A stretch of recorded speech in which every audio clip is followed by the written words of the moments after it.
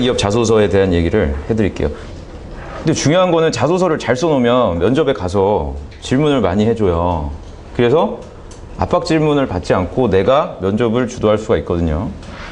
중요한 게 뭐란 얘기죠? 그래서 결국은 지원자가 평소에 해당 분야에 대한 관심이 있는지가 중요하죠. 그러니까 뭔가 4학년 2학기 때 취업을 해야 되니까 뭔가를 준비하고 갑자기 막 이렇게 하고 이런 거를 좋아하지 않죠. 여러분들 중에서도 딴 거 하다가 취업 쪽으로 진로를 바꿨을 수도 있는데 그거는 문제가 되지 않아요. 근데 본인이 합리화하는 거죠. 아, 나는 딴 거 하다 뭐 의전하다 미트 하다가 뭐 하다가 그러다가 구직활동 시작하는 거니까 나는 그냥 초짜니까 대충 해도 돼. 나는 몰라. 그러니까 영어학원 다녀. 이런 미친 생각을 하게 되면 어떻게 해서든 취업이 안 돼요. 제가 아무리 주변에 봐도. 본인을 합리화하시면 안 됩니다. 취업할 때 중요한 게 뭐냐고 채용 담당자한테 물어봤더니 성격이 제일 중요하다는. 참 이걸 어떻게 해석해? 성격을 어떻게 이거를. 네. 제가 이건 말씀드릴게요. 그거보다 더 중요한 게 근데 성격이래요. 어떤 성격을 원할까요? 학생 때 성격을 말하는 게 아니고요. 이건 자소서랑 좀 관련이 되네요. 어떤 성격? 두 번째 제가 그래서 강조하고 싶은 거는 애매하고 추상적인 표현을 쓰시면 가차없이, 그래서 냉정하게 제가 말씀드리면 그냥 안 읽어요. 안 읽는다 그러면 좀 그렇고요. 못 읽어요. 시간이 부족해. 그래서 대졸 신입사원 채용 여러분들이 지원하시는 거잖아요. 대졸 신입사원 채용은 그 금을형 채용이라는 건 들어보셨죠? 이렇게 딱 적합한, 아까 제가 말씀드린 그런 석박사 채용은 낚시, 딱 맞는 수시 채용 개념이에요. 딱 이 분야에 맞는 애들을 뽑는 건데 대졸은 그게 아니죠. 그냥 적당하게 대학교 3학년 때 디젤 기관 공학, 이거 별거, 여러분들 다 이런 과목 수강하셨을 거 아니에요. 근데 얘는 쓴다고요. 이거를 당당하게 수행하였고 어려움을 겪었고 2주 후에 참석해서 개선해서 이런 걸 느꼈고, 그 이후에도 또 이 친구는 그러니까 안 뽑을 수가 없는 친구예요.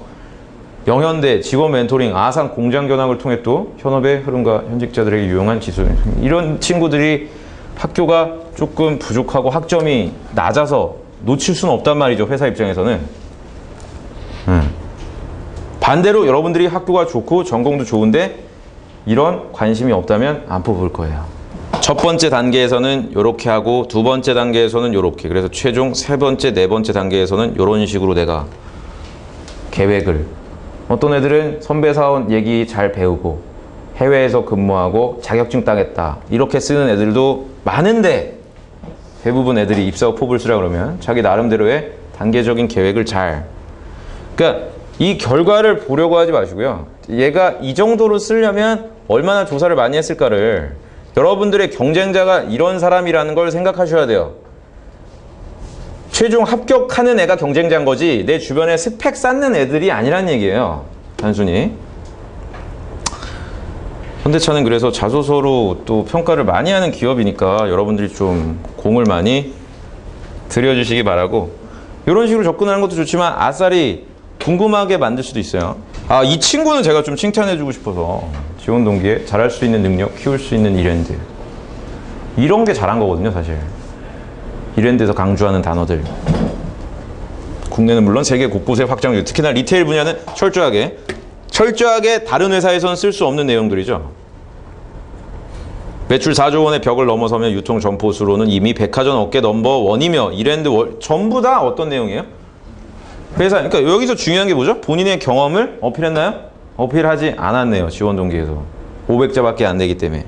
SK는 자소서 항목이 회사별로 인턴별로 조금씩 상이합니다. 근데 내용은 거의 동일하고요. 글자 수 뭐 500자에서 800자 조금씩 장난은 치는데 물어보는 의도들은 다 같고 철저하게 SK는 인재상에 치중합니다. 1, 2, 3, 4번 다 5번만 사실 경험을 뭐 이렇게 다 갖고 계실 텐데 좀 아쉬운 부분은 지원한 직무에서 가장 중요하다고 생각되는 역량이 단어로 표현이 돼야 되는데 그 부분이 어필이 안 됐어요. 경험 뭐 관련된 경험을 쓰신 건 좋은데 이거보다 좀 잘 쓰시려면 친절하게 써줬죠. 1번은 지원 동기다, 2번은 성장 과정, 3번은 사회 활동, 4번 직무 경험, 5번 입. 정말 평이하고 우리가 앞에 다뤘던 기업들하고 그렇게 다르지 않은 자소서를 많이 쓰시다 보면 그래서 아, 이 항목에서 썼던 그 접근 방법으로 이 회사에도 쓰면 되겠구나라는 게 보이셔야 정상입니다. 사실 자소서 쓸 때마다 매번 지옥 같고 쓰기 싫고 이러시면 안 되겠죠.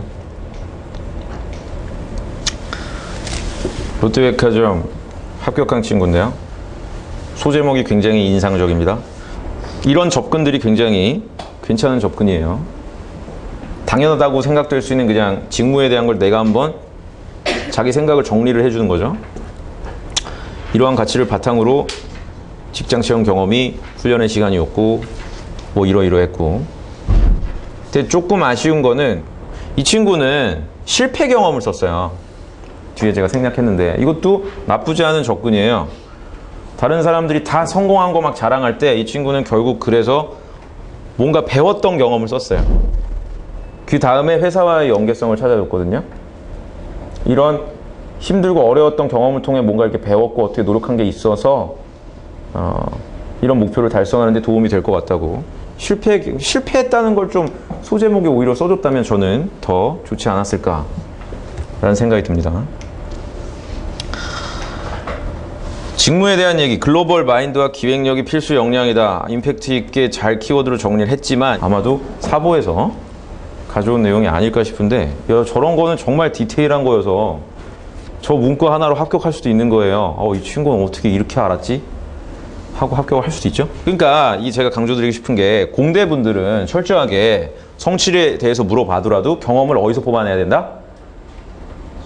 전공 관련된 걸로 뽑아내시라고요. 엄한 거 자꾸 쓰시려고 아르바이트 이런 거 자꾸 쓰지 마. 네. 제가 아까 채용팀 거 보여드렸잖아요. 전공 관련돼서 내가 도전해보고 심화 전공 듣고 이랬던 애들을 좋아하기 때문에 경험 자체만 보고 한 번에 훅 갈 수도 있어요. 막 국토대장정 쓴다거나. 오늘 보셔서 알겠지만 어떤 경험인지 기억나요?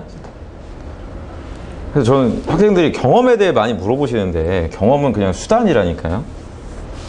경험을 어떤 걸 쓰실지 생각하지 마시고 질문에서 무엇을 물어봤는지를 생각하세요. 질문에 따라서는 경험을 안 써야 되는 항목도 있거든요.